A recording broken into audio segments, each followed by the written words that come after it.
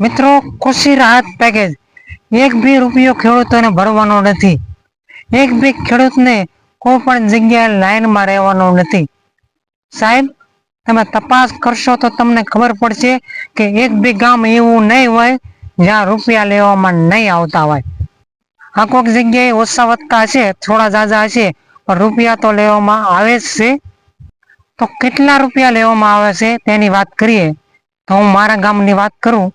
મારું ગામ રામધરી છે, જે ભાવનગર જિલ્લાના સિંહોર તાલુકામાં આવેલું છે.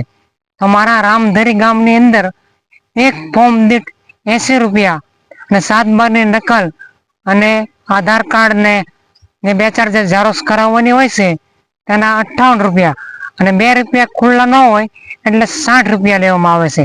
એટલે 60 અને 80 એટલે એક ખેડૂત દીઠ 140 રૂપિયા લેવામાં આવે છે. ફરીથી રિપીટ કરું કે 80 રૂપિયા ફોર્મના અને 7 બારની નકલ, પાસબુકની ને આધાર કાર્ડની જે ઝેરોક્ષ કઢાવવામાં આવે છે એના 58 રૂપિયા એટલે 2 રૂપિયા ખુલ્લા ન હોવાથી 60 રૂપિયા લેવામાં આવે છે. એટલે એક ખેડૂત દીઠ 140 રૂપિયા લેવામાં આવે છે. અને આ વાત ફક્ત રામધરી ગામ પૂરતી સીમિત નથી. દરેક ગામની અંદર રૂપિયા લેવામાં આવે છે. મેં 2-4 ગામડાની અંદર ફોન કર્યો તો બધી જ જગ્યાએ આ જ પરિસ્થિતિ છે. બધી જ જગ્યાએ રૂપિયા લેવામાં આવે જ છે. હું ખેડૂત મિત્રોને જણાવું છું કે તમારા ગામની અંદર કેટલા રૂપિયા લેવામાં આવે છે. અને આ વિડીયોને એટલો શેર કરજો કે હર્ષ સંઘવી સાહેબ સુધી પહોંચે. કારણ કે ગોંડલની અંદર જે ઘટના બની સુલતાનપુરની, જોકે ત્યાંની પરિસ્થિતિ જુદી હતી. 2700 ખેડૂતો હતા અને 15 દિવસમાં કામ પૂરું કરવાનું હોય, એમાં વળી સર્વર ડાઉન હોય અને 3 વ્યક્તિ અલગથી બેસાડવામાં આવ્યા હતા. છતાં પણ ત્યાં આવી કડક કાર્યવાહી કરવામાં આવી. તો શું ગામડામાં આવી કડક કાર્યવાહી થશે કે ખેડૂતો આમ ને આમ લૂંટાતા જ રહેશે?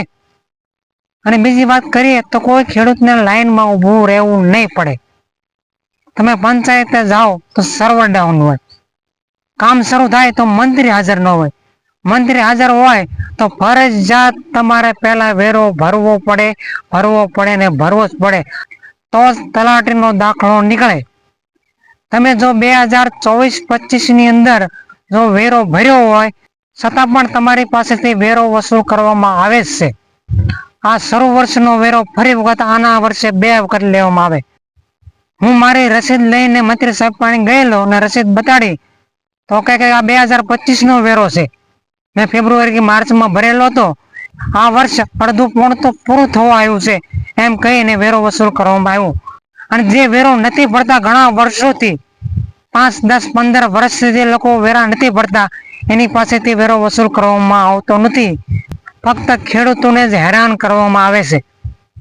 અમે તો દર વર્ષે વેરો ભરી જ દઈએ છીએ, છતાં આ જ વર્ષે વેરો વસૂલ કરવામાં આવે છે. અને એ ફક્ત ખેડૂતો પાસે જ, જે વર્ષોથી વેરો ભરતા નથી તેની સામે કોઈ કાર્યવાહી કરવામાં આવતી નથી, તેની પાસે વસૂલ કરવામાં આવતો નથી. ફક્ત ખેડૂતો સામે તાનાશાહી કરે છે અને ફરજિયાતપણે વેરો વસૂલ કરવામાં આવે છે. કારણ કે વરસાદને કારણે ખેડૂતોને બહુ મોટું નુકસાન થયું છે. જેમની પાસે પૈસા હોય કે ન હોય છતાં પણ વેરો વસૂલ કરવામાં આવે છે.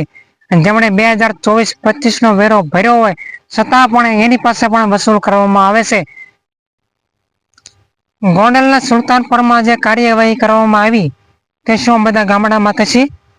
એ તો જાજા ખેડૂત પણ હોતા નથી, રાત દિવસનું કામ પણ હોતું નથી, વધારાના માણસો પણ બેસાડ્યા નથી, છતાં પણ રૂપિયા લેવામાં આવે છે. ખેડૂતો લૂંટાઈ રહ્યા છે. ત્યાં જેવી કડક કાર્યવાહી કરવામાં આવી છે તે શું આ બધા ગામડામાં થશે કે આમ ને આમ લોલમ લોલ ચાલ્યા જ કરશે? તે આવનારો સમય જ બતાડશે. મિત્રો, આ વિડીયોને એટલો બધો શેર કરજો કે સંઘવી સાહેબ સુધી પહોંચે. અને તમારા ગામની અંદર એક ખેડૂત દીઠ કેટલા રૂપિયા લેવામાં આવે છે એ કોમેન્ટ બોક્સની અંદર અવશ્ય લખજો.